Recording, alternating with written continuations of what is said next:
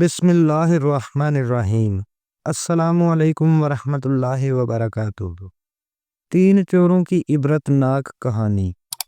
دسمبر کی ٹھٹھرتی ہوئی رات تھی، ہر طرف اندھیرا چھایا ہوا تھا، سڑک پر موجود دھند ہاتھ کو ہاتھ نہ ملنے دیتی، اور تین آدمی باری باری کپڑے کی گٹھڑی اٹھائے قبرستان کی طرف بڑھ رہے تھے۔ یہ اپنے علاقے کا بہت پرانا قبرستان تھا۔ ان تینوں کا معمول تھا کہ وہ اکثر رات گئے یہاں آیا کرتے تھے، لیکن آج یہ قبرستان ایک الگ تاثر دے رہا تھا۔ رات کو قبروں پر پہرا دینے والے سبھی پرندے یعنی الو جاگ رہے تھے۔ ان کے بولنے کی آواز سے دل ڈوبا جا رہا تھا۔ کبھی کبھی کسی بلی کی آواز خوف میں اضافہ کر دیتی، لیکن وہ تینوں اب قبرستان کی حدود میں داخل ہو چکے تھے۔ ان میں سے ایک دوست بولا، یار آج نہیں، آج واپس چلتے ہیں، مجھے یہ آوازیں سن کر بہت خوف آ رہا ہے۔ حالانکہ یہاں آنا ان کا اکثر کا معمول تھا، لیکن آج ان کے قدموں کے ساتھ ساتھ پائلوں کی چھنکار بھی سنائی دے رہی تھی، اور وہ تینوں اس پر اصرار آواز سے خوف زدہ تھے۔ مگر یہ آواز کہیں سے نہیں بلکہ ان کی گٹھڑی سے آ رہی تھی۔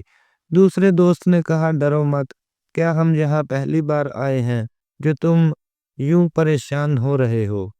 قبرستان کی کچی دیوار کے ساتھ ایک قبر کے نزدیک پہنچ کر پھر وہی آدمی بولا، دراصل وہ تینوں چور تھے، اور آج انہوں نے ایک سونار کے ہاں لمبا ہاتھ مارا تھا، اور وہ پائلوں کی آواز ان زیورات میں سے آ رہی تھی جو انہوں نے سونار کے ہاں سے چرائے تھے۔ تیسرا ساتھی بالکل خاموش تھا۔ دوسرے دونوں ساتھی اپنے ساتھی کی خاموشی کا کافی دیر سے جائزہ لے رہے تھے، لیکن وہ بے بات کیے کافی دیر وہیں رکے رہے، کیونکہ وہ تینوں اب بوڑھے ہو چکے تھے۔ انہوں نے بچپن ہی سے اکٹھے چوریاں کرنا شروع کی تھی۔ وہ بہت لمبی مدت سے اس حرام کام سے منسلک تھے، لیکن آج کئی دنوں کے بعد ان کے ہاتھ بہت سارا مال لگا۔ اس سارے مال کو قبرستان تک لاتے لاتے وہ تینوں تھک گئے تھے۔ ان کا یہ معمول تھا کہ وہ چوری کا مال اسی قبرستان میں آ کر آپس میں تقسیم کیا کرتے تھے، اور آج وہ یہاں اپنا چوری کا مال بانٹنے آئے تھے۔ لیکن اب دوسرے دونوں کے صبر کی انتہا ہو چکی تھی۔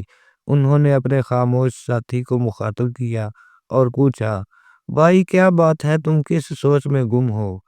وہ بولا، تم نے غور نہیں کیا وہ بوڑھا کتنے اطمینان سے سو رہا تھا؟ ہم نے طویل وقت اس کے گھر میں گزارا، ہم نے اس کے ہاں کتنا وقت چوری کرتے گزار دیا، لیکن اسے تو جیسے جنت کے خواب آ رہے تھے۔ گہری نیند میں بھی اس کے چہرے پر کس قدر اطمینان تھا، اور مزید حیرت کی بات تو یہ ہے کہ وہ اتنے بڑے بنگلے میں اکیلا رہتا ہے، نہ کوئی پہرہ دار اور نہ کوئی رکھوالا، اور اس سے بڑھ کر حیرت کی بات یہ کہ اس نے کسی تجوری پر بھی تالا نہیں لگایا تھا۔ کیا تم دونوں کو اس بات سے ڈر نہیں لگتا؟ آخر کون تھا اس کے مال اور اس کی جان کا رکھوالا کہ جس کی موجودگی کے بھروسے وہ اتنی پرسکون اور گہری نیند سو رہا تھا؟ پہلے ساتھی نے کہا، ہاں بھائی، سوچ تو میں بھی یہی رہا ہوں۔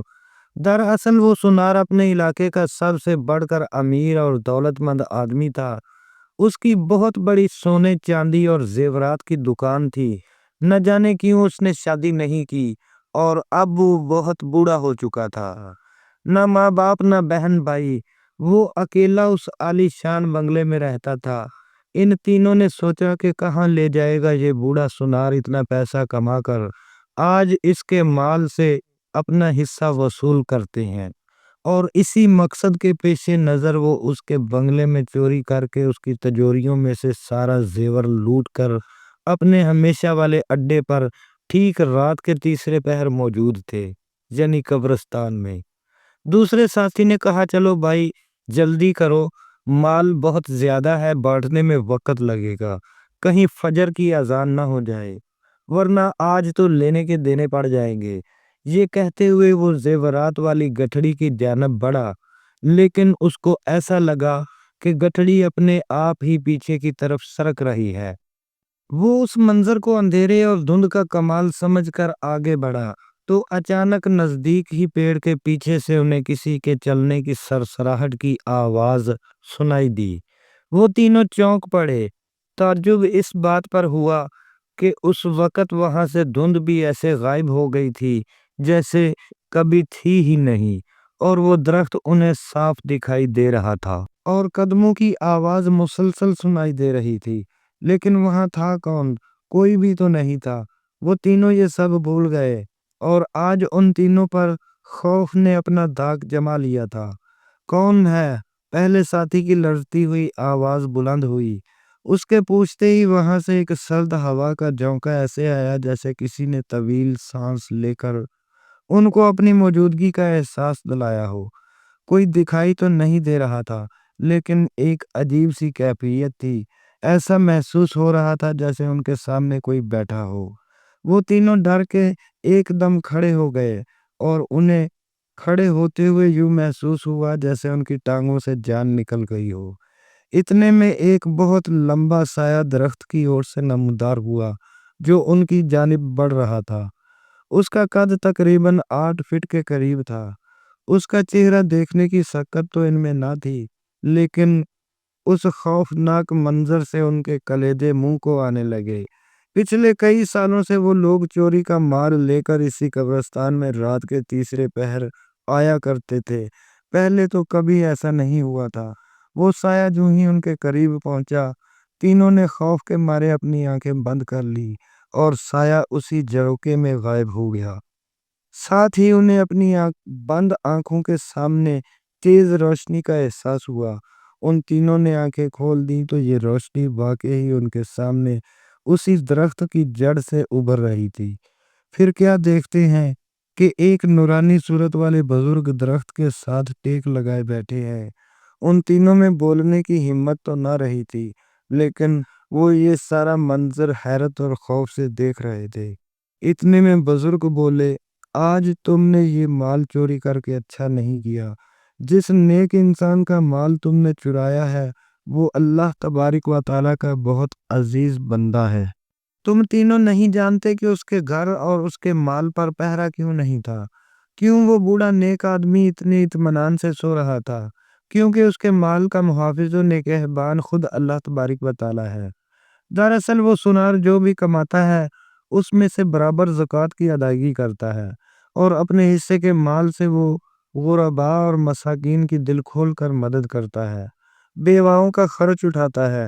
اسی لیے اللہ تبارک و تعالیٰ اس سے خوش ہے۔ جس کا مال و دولت حلال ہوتا ہے، اللہ تبارک و تعالیٰ خود اس کے مال کی حفاظت فرماتا ہے۔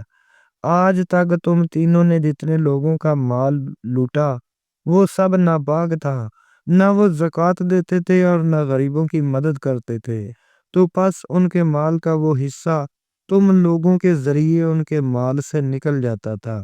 لیکن آج تم نے جو سونار کے ہاں سے زیورات چوری کیے ہیں، اس سونار نے ایک نیک اور غریب آدمی کو دینے تھے جس نے اپنی بیٹیوں کی شادیاں کرنی تھی، اور اس طرح تم نے خدا کی ناراضگی مول لے لی۔ ذرا پیچھے پلٹ کر دیکھو، کہاں ہے وہ مال جو تم نے چرایا تھا؟ وہ تینوں حیرت میں ڈوبے اس بزرگ کی باتیں سن رہے تھے۔ انہوں نے جب مڑ کر دیکھا تو وہ زیورات کی گٹھڑی وہاں سے غائب تھی۔ وہ بزرگ کہنے لگے، وہ سب زیورات اپنی جگہ واپس پلٹا دیے گئے ہیں۔ اس بات کے ساتھ ان تینوں چوروں کی ٹانگوں سے بالکل جان نکل گئی اور وہ ایک دم زمین پر گر گئے۔ ساتھ ہی ساتھ وہ بزرگ بولے، تمہاری یہی سزا ہے کہ تم اپنی بقیہ زندگی اپنی ٹانگوں سے محرومی میں گزارو گے۔ اس کے بعد وہ بزرگ وہاں سے غائب ہو گئے اور وہ تینوں صبح تک وہیں بیٹھے روتے رہے، اللہ تبارک و تعالیٰ کی بارگاہ میں معافی مانگتے رہے، لیکن شاید اب بہت دیر ہو چکی تھی۔